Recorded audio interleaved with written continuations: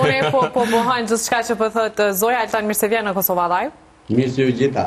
Nuk e di sa e ke përcjell ti... E ka përcjell si ja, si se përcolla unë madje edhe për u gjërat, është gjithë të kërshëri. Nga lartësia. Interesante.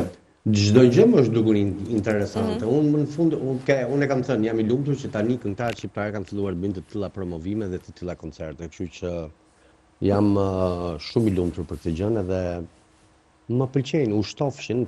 Plus që po flasim për Tajnën. Unë Tajnën e kam ndjekur edhe 1-2-3 koncerte nëpër Europë, kur i ka bërë, kështu që jam me plot gojën fans i Tajnës.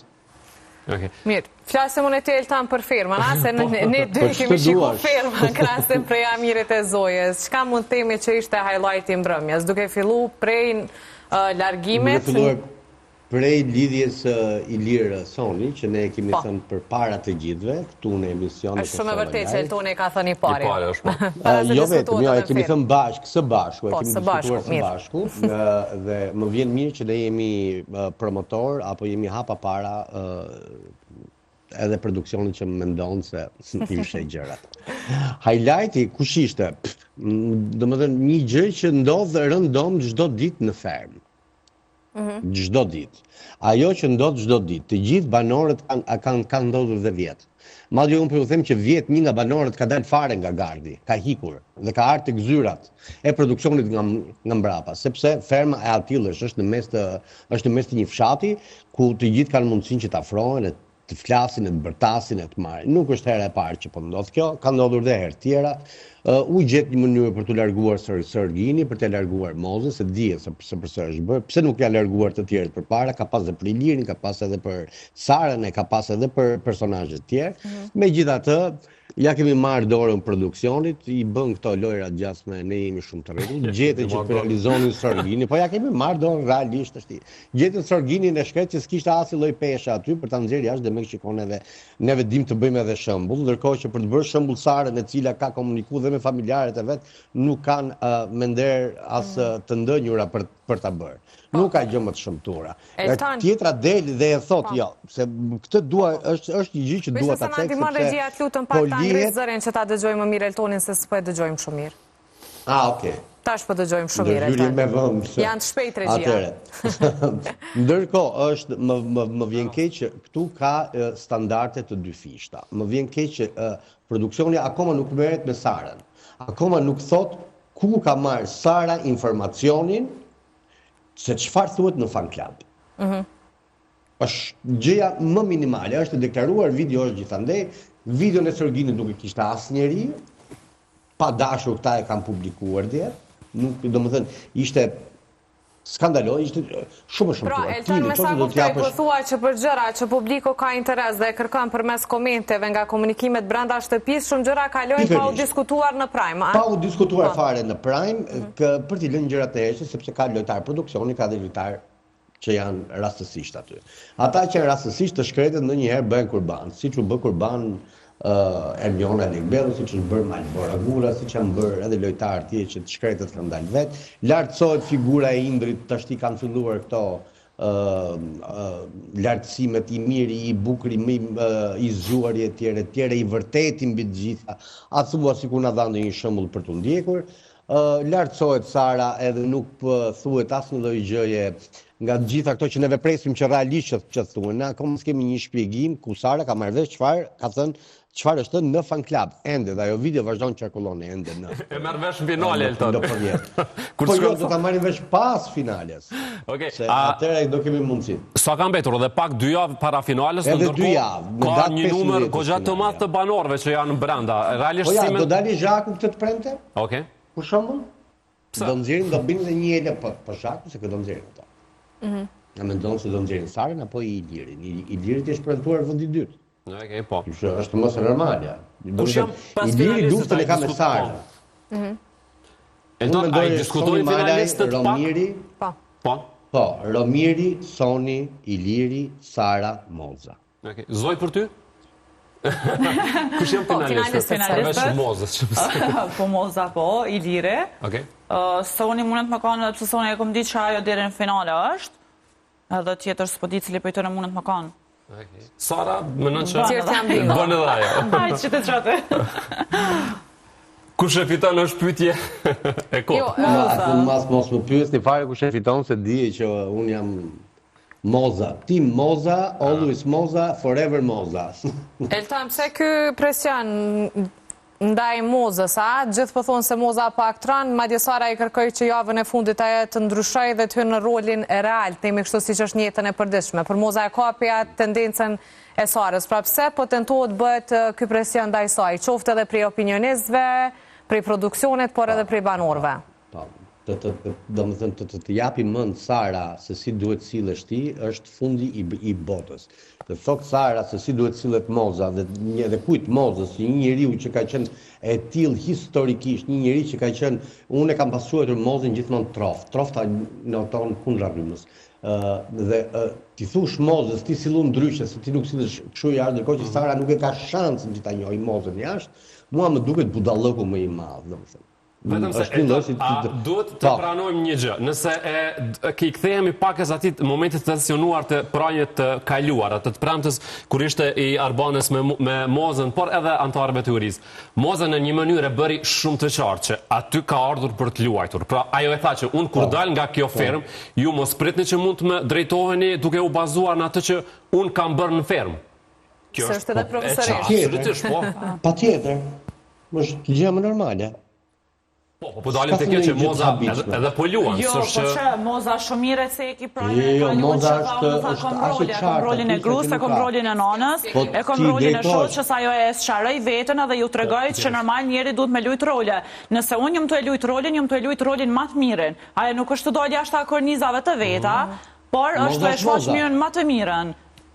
Unë mbrëme shikova në fakt një moment që më pëlqej shumë, nuk e di besoj ju e keni parë, ishte me Adi Krasën, prezenca e tij, pyetjet që i bëri për banorët dhe në fakt kishte kohë që nuk e kisha parë në televizor.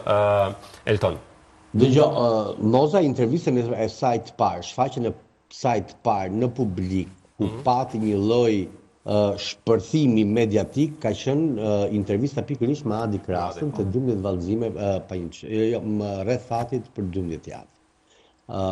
Jo, 12 hyje në Hollywood, ndjes. Ky ka qenë spektakli, ka qenë në vitin 92 dhe Moza atëherë nuk u kuptua nga kurkush.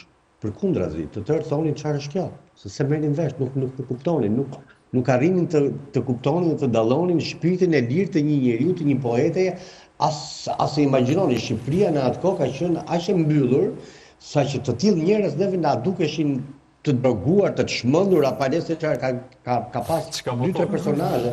Po, ka pas 2-3 personazhe në atë kohë që neve nuk arrinim t'i kuptonim. Realisht ata ishin aq hapapara, ishin aq avangard dhe intervista e parë e Mozës ka qenë me Krastën dhe ka qenë një rikthim në fakt të gjithë njerëzit e ripresin një intervistë midis dy ikonave. Adi Krasa edhe ai për mua është ikonë ekranit, është një mendje shumë e bukur, është një njerëz shumë i zgjuar, ju besoj keni pasur ta fatin ta shihoni se ka drejtuar dhe festivalin në Kosovë, edhe program tjetër dhe realisht Adi është kok, janë këto njerëzit që janë asete, që duhen mbrojtur, duhen ruajtur. Unë personalisht kam pasur një intervistë para shumë vitesh realisht dhe ka qenë pikërisht në Shqipëri, ishim atje në javë dhe ajo që më ka lënë shumë përshtypje ka qenë edhe mikpritja dhe bashkëpunimi që e mirë kuptonte shumë mirë natyrisht gazetarët dhe botën.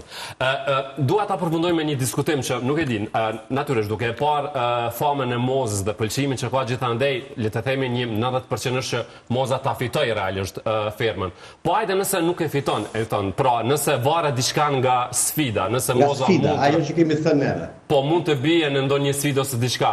A mund të ndodhë realisht kjo? A mund të kemi një tjetër fitues të ferma VIP, pavarësisht asaj që Moza i ka dhuruar këtij formati?